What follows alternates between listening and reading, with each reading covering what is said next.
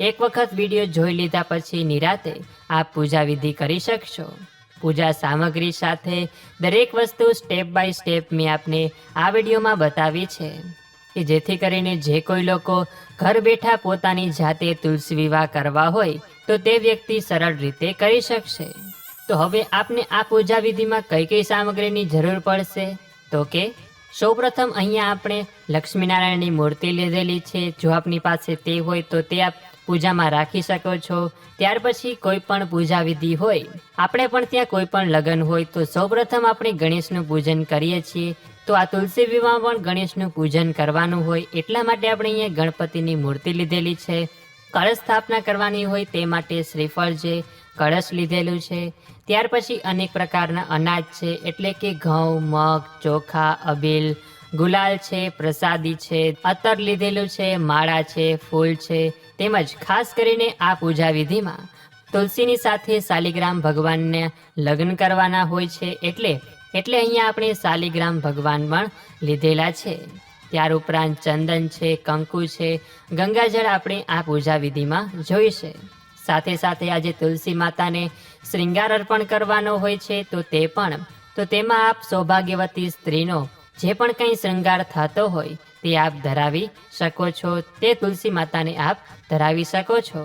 અને તુલસી વિવાહ હોય તો તુલસી માતા તો હોય જ, એટલે આપણે અહીંયા સરસ મજાનું એક તુલસીનું કુંડું પણ લીધેલું છે। અને છેડાછેડી બાંધવા માટે એક ખેસ જોશે અને તુલસી માતાની ચુંદડી। તો આવી રીતે આ પૂજા વિધિમાં આપણને આટલી વસ્તુઓની જરૂર પડશે। તો આવો હવે આપણે પૂજા વિધિની શરૂઆત કરીએ। તો હવે આપણે ત્યાં લગ્ન હોય ત્યારે આપણે જેવી રીતે સૌપ્રથમ ગણેશજીનું પૂજન કરીએ છીએ, તો આ તો તુલસી વિવાહ છે। તો આ તુલસી વિવાહમાં પણ સૌપ્રથમ ગણેશજીની પૂજા થાય છે, એટલે આપણે અહીંયા બાજોટ ઉપર સૌપ્રથમ ગણેશજીની સ્થાપના કરીશું। સાથે સાથે રિદ્ધિ સિદ્ધિની સ્થાપના કરીશું, તેમજ તેમને કંકુ, ચાંદલો, ચોખા અર્પણ કરીશું। સાથે સાથે ગણેશજીને લાલ રંગનું ફૂલ અતિ પ્રિય છે, તો આપણે તેમને લાલ રંગનું ફૂલ પર અર્પણ કરીએ છીએ।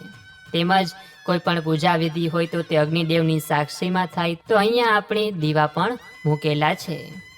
હવે આપણે અહીંયા કળશની સ્થાપના કરીએ છીએ, તો તેના માટે અહીંયા કોઈ પણ અનાજની ઢગલી કરવાની અથવા 7 ધાનની પણ આપ ઢગલી કરી શકો છો, કે જેના ઉપર એક તાંબાનો લોટો લઈ તેમાં જળ ભરવાનું, તેમાં એક સોપારી, ચોખા, કંકુ અને અબેલ ગુલાલ નાખવાના।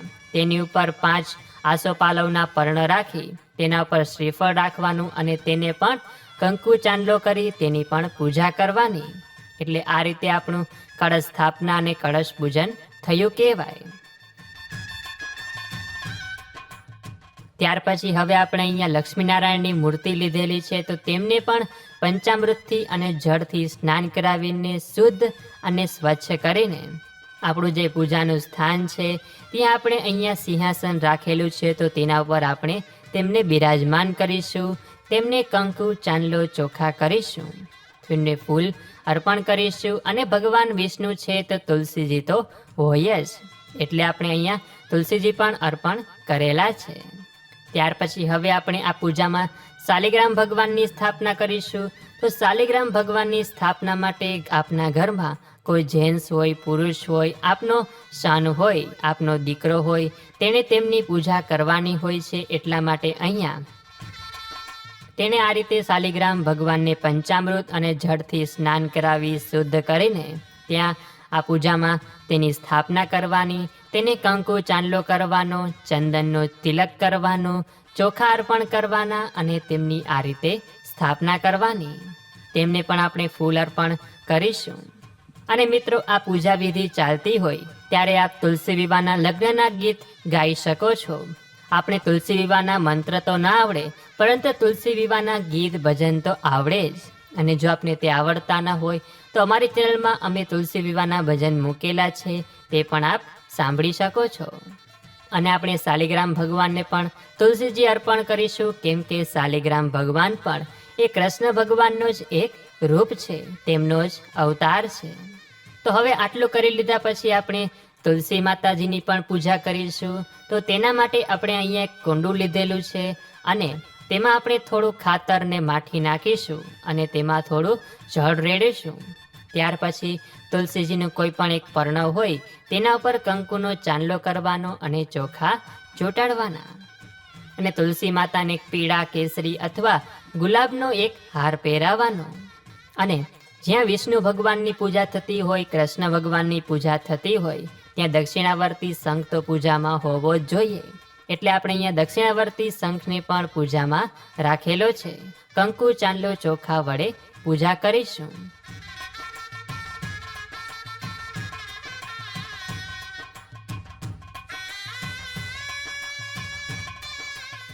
અને મિત્રો, જેવી રીતે આપણે ત્યાં લગ્ન હોય, આપણે સૌ લોકમાં મીઠાઈ વેચીએ છીએ અને દરેક લોકોને મીઠું મોઢું કરાવીએ છીએ, કંસાર જમાડીએ છીએ, તો તેવી રીતે આ તો ભગવાનના લગ્ન છે.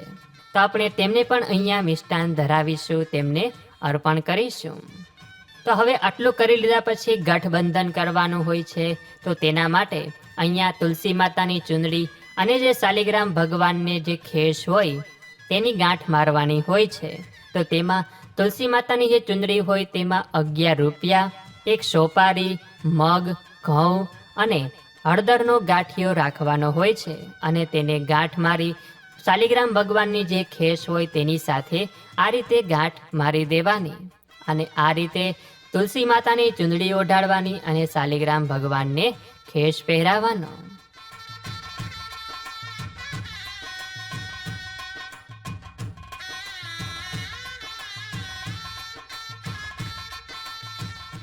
ત્યાર પછી તુલસી માતાને હવે આપણે શણગારની વસ્તુ અર્પણ કરીશું. આપ આ શણગારમાં અરીસો, ચાંદલો, દાંતિયો, લિપસ્ટિક, બંગડી, ઝાંઝરી, પાવડર, મહેંદીના કોન, સેટ, કોઈ પણ વસ્તુ જે સૌભાગ્યવતી સ્ત્રીને અર્પણ થતી હોય તે આપ તેમને ધરાવી શકો છો. અને તુલસી માતાને પહેરાવી પણ શકાય છે, પરંતુ આપણે અહીંયા પહેરાવી નથી, માત્ર તેમની સમક્ષ રાખીને તેમને ધરાવી છે. ત્યાર પછી આપણે અહીંયા પ્રસાદ પણ ધરાવેલો છે. પ્રસાદમાં અમે અહીંયા ફ્રૂટ અને ડ્રાયફ્રૂટ રાખેલું છે. આપ અન્ય કોઈ પણ વસ્તુ પણ ભગવાનને ધરાવી શકો છો. આપણે કોઈ પણ પૂજા હોય તો ત્યાં સ્વસ્તિક, લાભ, શુભ, શ્રી સવા ચિહ્ન કરતા હોય છે, કે જે આપણા હિન્દુ ધર્મમાં ખૂબ જ શુભ માનવામાં આવ્યા છે. તો આ તો તુલસી વિવાહ છે. તુલસી વિવાહમાં તેને કેવી રીતે ભૂલાય? એટલે આપણે અહીંયા રંગોળીના કલરથી સ્વસ્તિકનું ચિહ્ન કરીશું. તેમજ જ્યાં તુલસી માતા હોય ત્યાં આપણે તેમના પગલાં પણ કરીશું, કે જેથી કરીને મા તુલસીજી કાયમને માટે આપણા ઘરમાં બિરાજમાન રહે, આપણી સૌની રક્ષા કરે, આપણા ઉપર આવતી તમામ મુસીબતોને તેઓ આપણા ઘરની બહાર જ સમાપ્ત કરી દે અને આપણા સૌનું રક્ષણ કરે. તો આ રીતે પૂજા કરવાની હોય છે. અને કોઈ પણ પૂજા હોય તો ત્યાર પછી આરતી પણ કરવાની હોય છે. તો આ રીતે શાલિગ્રામ ભગવાનની, લક્ષ્મીનારાયણની, તુલસી માતાની તેમજ ભગવાન શ્રી ગણેશની આરતી કરવાની.